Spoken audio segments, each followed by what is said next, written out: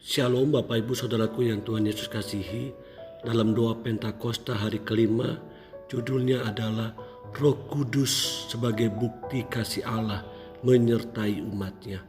Mari sebelum kita bersama-sama menikmati firman Tuhan dan kita akan menyembah, berdoa kepada Tuhan, kita datang kepadanya.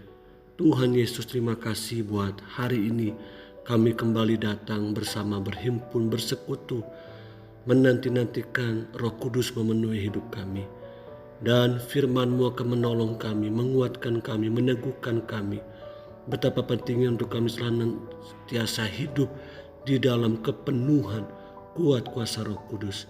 Berfirmanlah bagi kami, berbicaralah secara khusus, jamahlah setiap hati, penuhilah setiap kami dengan Roh-Mu. Dalam nama Tuhan Yesus Kristus. Haleluya. Amin. Dalam surat Roma pasal 5 ayat 5 sampai dengan 8. Dan pengharapan tidak mengecewakan, karena kasih Allah telah dicurahkan di dalam hati kita oleh Roh Kudus yang telah dikaruniakan kepada kita. Karena waktu kita masih lemah, Kristus telah mati untuk kita, orang-orang durhaka, pada waktu yang ditentukan oleh Allah. Kasih Allah telah dicurahkan dalam hidup kita sebagai orang-orang percaya oleh Roh Kudus, dikatakan yang telah dikaruniakan kepada kita. Bukankah ini sebuah keistimewaan yang diberikan Allah kepada kita? Kasih-Nya dicurahkan lewat pekerjaan daripada Roh Kudus, dikaruniakan buat kita. Waktu kita masih lemah, kita berdosa, Kristus sudah lebih dulu mati buat kita, orang-orang durhaka ini, yang harusnya mendapatkan hukuman kekal, kebinasaan kekal.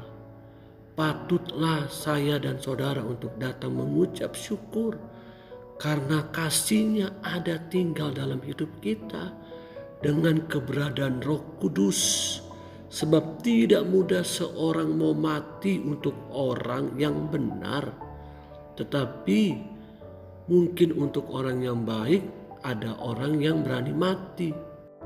Akan tetapi Allah menunjukkan kasih-Nya kepada kita oleh karena Kristus telah mati untuk kita ketika kita masih berdosa. Jika ada orang yang mau mati bagi orang yang baik, bagi orang yang benar, itu hal yang wajar.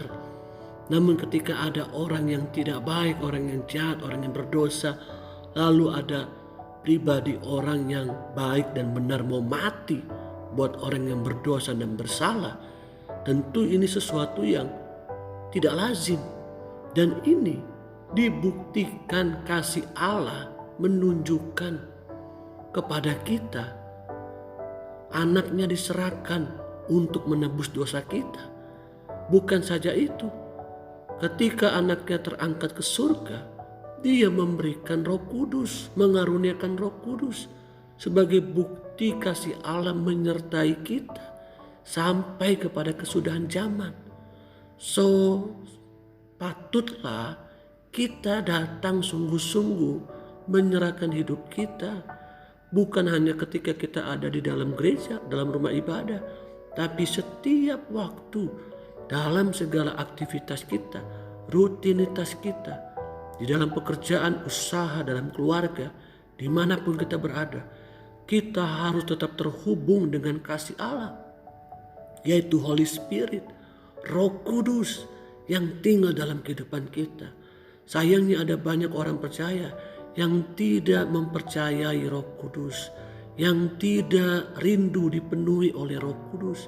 Hidupnya masih sembarangan, hidupnya masih gemar melakukan dosa, melakukan cemar, melakukan sesuatu yang jahat, bukan hanya di mata manusia, tapi di mata Tuhan. Kalau ada di antara Bapak, Ibu, Saudara, termasuk saya pun, ada hal-hal yang masih tidak berkenan di hadapan Tuhan, Mari kita bereskan di hadapan Tuhan. Datang berdoa minta ampun kepada Dia. Yohanes pasal 14 ayat 16 katakan, Aku akan minta kepada Bapa dan Ia akan memberikan kepadamu seorang penolong yang lain, supaya Ia menyertai kamu selama-lamanya. Aku, Yesus meminta kepada Bapa sebelum Dia terangkat ke surga, supaya Bapanya itu memberikan seorang penolong bagi saya dan saudara dan menyertai kita selama-lamanya. Jangan ada satupun di antara kita yang gampang sekali mudah menyerah, tidak lagi bersemangat, tidak lagi bergairah di dalam Tuhan. Padahal Roh Kudus ada di dalam hidupku dan hidupmu. Berbicaralah kepada Roh Kudus. Bangun hubungan yang intim. Beri waktu kita untuk Roh Kudus berbicara secara khusus, spesifik kepada saya dan saudara.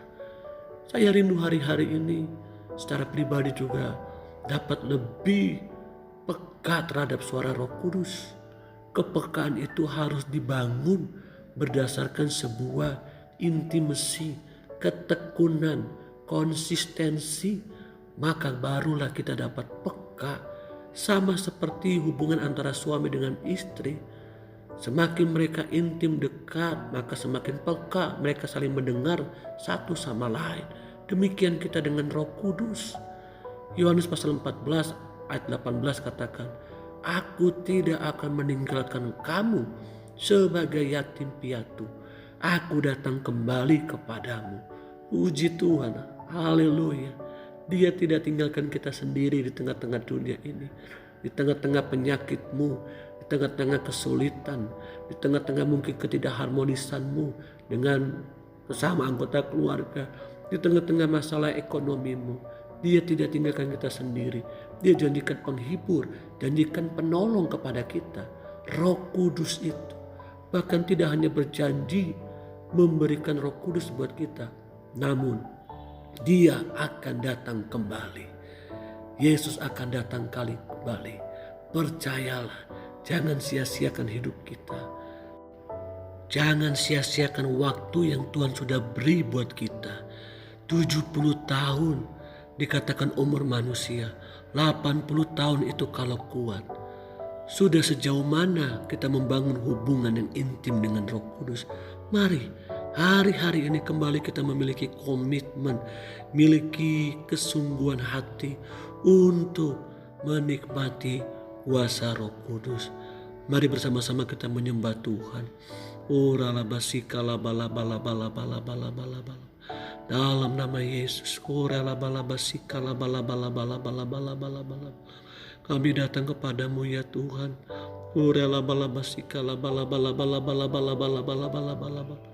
Penuhilah dengan Roh Kudus, penuhi dengan Roh Kudus, penuhi dengan Roh Kudus. Dalam nama Yesus, dalam nama Yesus. Hamba berdoa Tuhan, hamba berdoa setiap kami boleh mengalami kepenuhan Roh Kudus. Kami mengalami kepenuhan kasih Allah dalam hidup kami. Ampuni kami Tuhan, ampuni kami Roh Kudus. Kalau selama ini kami mengabaikan kasih Allah itu lewat Roh Kudus tinggal dalam hidup kami. Ampuni kami Tuhan, ampuni kami. Seperti Tuhan, hubungan cinta kami mula-mula kepada Tuhan, kami merindukan itu terjadi kembali. Cinta kami mula-mula kepada Tuhan bangkit kembali Tuhan, bangkit kembali. Dalam nama Yesus, jamah umat-Mu Tuhan, jamah hamba-Hamba-Mu, jamah setiap kami, baik orang muda, orang-orang tua. Oh Tuhan tolong, dalam nama Yesus, dalam nama Yesus.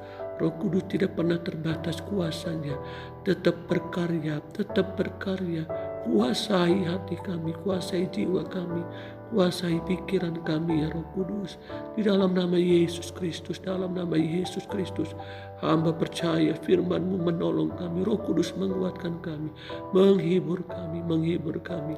Mari angkatlah kedua tangan-Mu, terimalah kasih karunia Allah Bapa, cintanya lewat Yesus Kristus Putranya yang tunggal, pertolongan penghibur Roh Kudus menyertai hidup kita bersama hari ini sampai selama-lamanya. Tuhan Yesus datang kali yang kedua. Yang menikmati kasih Allah dipenuhi oleh Roh Kudus, katakan bersama-sama dengan saya, Haleluya. Amin.